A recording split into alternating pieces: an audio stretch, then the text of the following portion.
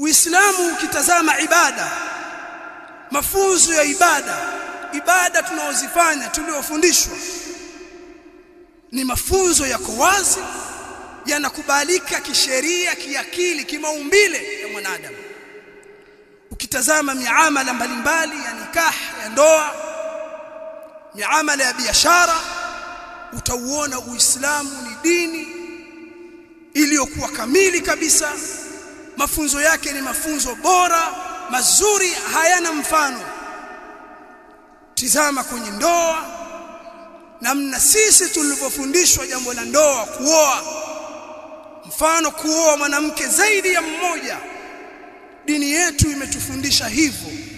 Jambo hili laendana, chilia mbali sheria yenyewe, akili ya mwanadamu, maumbile ya mwanadamu, mwanaume kuoa zaidi ya mke mmoja.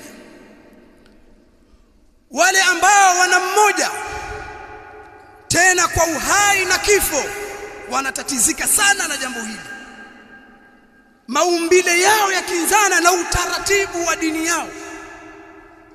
Ndiyo maana maeneo walojikita watu hao wa mke mmoja kwa uhai, kwa maisha na kifo, ni maeneo yanaongoza kwa takwimu ya juu kabisa ya ukimwi. Yawezekana mtu ana mke mmoja katika dini yake, lakini ana vimada 11. Halafu wakawazuga Waislamu kwamba ndoa zaidi ya mke mmoja ina matatizo mingi, ndoa za mitaala zikafundishwa maskuli, ni sababu ya kuenea kwa ukimwi. Lakini tukitazama maeneo ya watu ambao wana mafunzo hayo ya mke zaidi ya mmoja, takwimu ya ukimwi au asilimia ya watu wenye ukimwi ni ndogo, yawezekana chini ya 0. Mifano katika nikah,